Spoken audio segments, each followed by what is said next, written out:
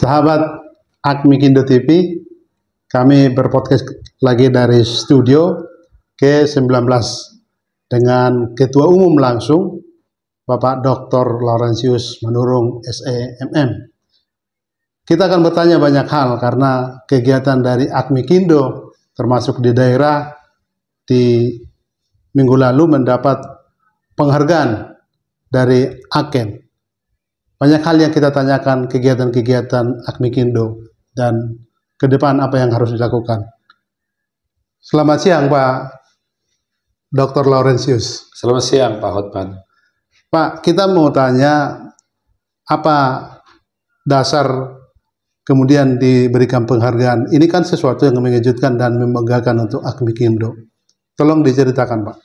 Ya, terima kasih nih. Memang tanggal 11 Februari yang lalu, Asosiasi Pengusaha Mikro, Kecil, dan Menengah Mandiri Indonesia mendapatkan awards dari Indonesia Sustainable Procurement Expo.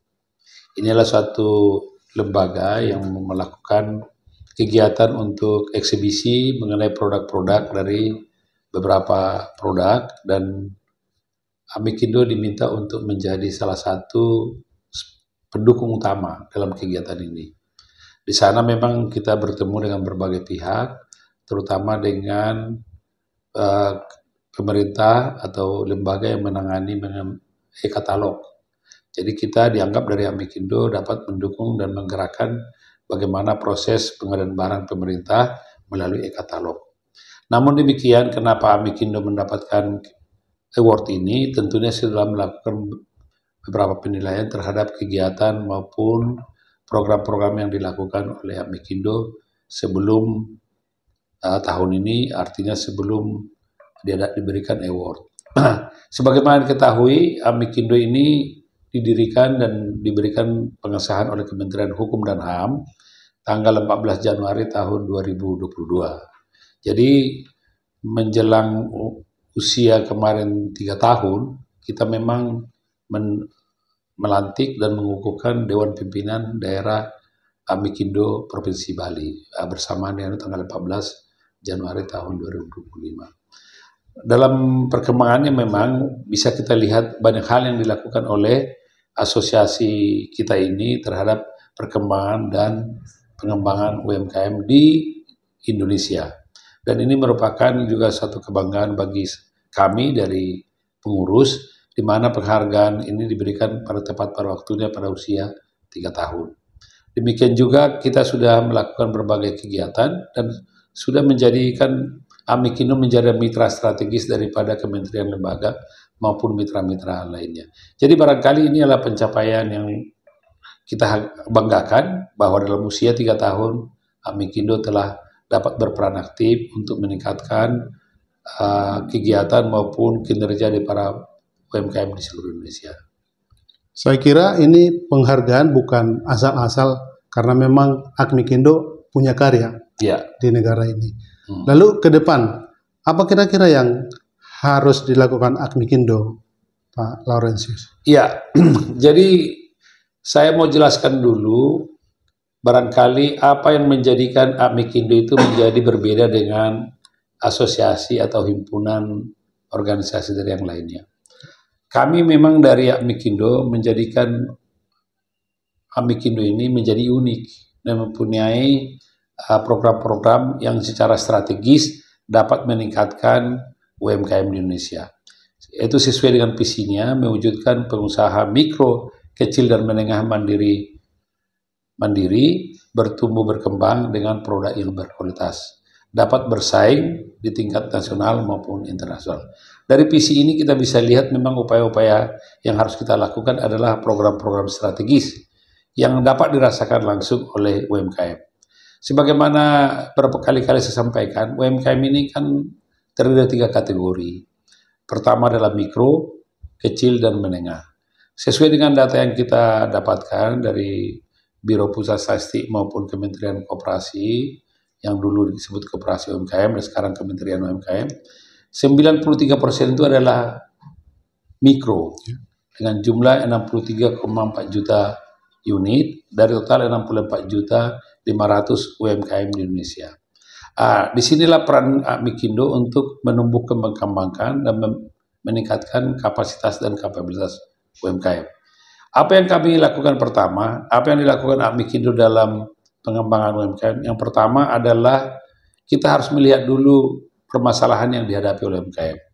Yang pertama, permasalahan pertama yang dihadapi oleh UMKM adalah legalitas, perizinan. Hampir boleh dikatakan izin-izin untuk UMKM yang khususnya mikro ini sangat belum memadai. Belum memiliki sesuai dengan standar-standar yang ditentukan oleh ketentuan pemerintah maupun mitra. Yang kedua adalah pendanaan. Yang ketiga adalah pengembangan SDM-nya dan skill SDM maupun manajerialnya. Yang keempat adalah pemasaran. Yang kelima adalah inovasi dan teknologi yang digunakan. Disinilah Mikindo mencoba memberikan solusi terhadap permasalahan-permasalahan yang dihadapi oleh UMKM.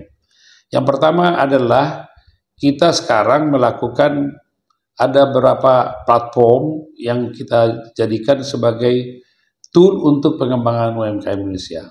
Yang pertama adalah yang kita lakukan adalah membangun suatu website, ya, website yang sangat bisa diakses oleh UMKM sehingga berbagai kegiatan Mikindo bisa dilihat. Bisa dilihat dari ini, kalau kita lihat ini salah satu dashboard daripada mikindo.org, ya gitu ya. Ini kita bisa dilihat di layar ini. Yang kedua, kita juga sudah melakukan bagaimana produk-produk anggota Mikindo dapat dipasarkan, disalurkan sehingga pemasarannya lebih bagus, yaitu melalui Koperasi Nasional Mikindo Bersatu. Kita juga sudah membangun platform khusus e-commerce yang disebut Mikindo Super Apps.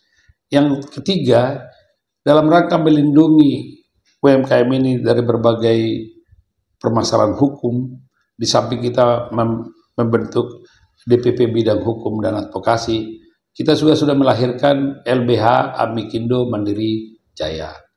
Yang keempat, baru selesai kemarin kita tentukan, dalam rangka untuk memenuhi kebutuhan juga UMKM kita anggota, kita sudah menyelesaikan payment point online banking (PPOB) yang kita sebut Mikindo Pay. Ya, ini akan segera kita luncurkan sehingga nanti para anggota kita bisa dengan lebih mudah untuk melakukan menyesuaikan kebutuhannya dengan biaya yang murah. Yang keempat adalah kita sedang menyusun PT Lembaga Sertifikasi Profesi Mikindo Mandiri. Nah, ini sedang dalam proses untuk perizinan di Badan Nasional Sertifikasi Profesi BNSP. Saya kira dengan kegiatan-kegiatan ini yang komprehensif ini bisa digambarkan bahwa Mikindo melakukan program-program strategisnya yang sesuai dengan kebutuhan daripada UMKM itu sendiri. Ini luar biasa kegiatan yang dilakukan Mikindo, ya, nyata dan termasuk kita sebutlah ini menolong pemerintah, ya, karena memberdayakan seluruh anggota untuk terus berkarya membantu kita sekarang bergumul soal kekurangan lowongan kerja. Ya.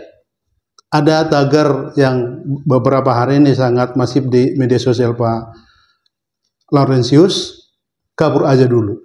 Anak-anak muda yang merasa tidak ada kesempatan untuk berkarya di Indonesia, mereka ke luar negeri. Jangan-jangan ini jadi pertanyaan juga brand kekurangan sumber daya manusia nanti kita. Pertanyaannya hubungannya dengan UMKM. Bagaimana mengajak anak muda ini? Mereka baru lulus universitas, belum punya pengalaman pekerjaan,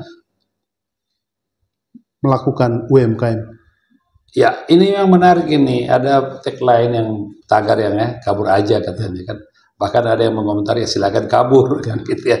Dan juga ini salah satu yang disayangkan kalau ada yang mengatakan silakan kabur, tidak boleh kembali lagi. Bagi sebenarnya kalau kita lihat UMKM itu kan menciptakan lapangan pekerjaan 97%, yang diperkirakan hampir 125 juta tenaga kerja yang diberikan, dikontribusikan oleh UMKM. Sebenarnya apa kira-kira bidang-bidang usaha yang disenangi oleh anak muda? Contohnya ekonomi kreatif. Salah satu klaster yang kita kembangkan di dalam organisasi ini adalah pariwisata dan ekonomi kreatif. Sebenarnya disitulah sebenarnya para Gen Z ya, Gen Z disebut milenial, kita bisa rangkul mereka untuk berkreasi, menciptakan ide-ide kreatifnya sehingga melakukan produk-produk inovatif untuk mereka bisa berkarya menghasilkan produk yang bisa dinikmati oleh masyarakat. Ini sebenarnya. Jadi kalau pemerintah harus bisa mendorong ruang lingkup kegiatan mereka untuk menciptakan produk-produk inovatif ya, itu sebenarnya. Jadi kita dari Amikindo membuat satu klaster, di samping klaster yang lain adalah klaster ekonomi kreatif yang bisa diharapkan para anak muda itu dapat berkarya, memberikan ide-ide kreatifnya sehingga produk-produk itu tidak kalah seperti produk-produk dari luar. Misalnya game ya, misalnya event-event tertentu yang ini kan yang disenangin oleh anak-anak muda ini, membuat satu inovasi-inovasi dalam rangka untuk memenuhi kebutuhan mereka sendiri maupun kebutuhan-kebutuhan yang bisa dijual di luar. Jadi ini sebenarnya pemerintah harus membuka ruang untuk para anak-anak muda ini untuk dapat menimbulkan entrepreneur kewirausahaan sehingga mereka dapat betah ya. Tidak untuk disuruh ya silakan aja. Silakan. Jadi mungkin lapangan pekerjaan yang disediakan oleh pemerintah itu terbatas, pasti. Apalagi sekarang terjadi penghematan efisiensi. Ya makanya solusinya adalah berikan lapangan pekerjaan, lapangan untuk mereka berusaha sehingga mereka dapat mengembangkan ide-ide kreatifnya. Nah, ini menurut saya sih harus dilakukan. Kita dari Amikindo siap untuk berkolaborasi dengan mereka gitu ya.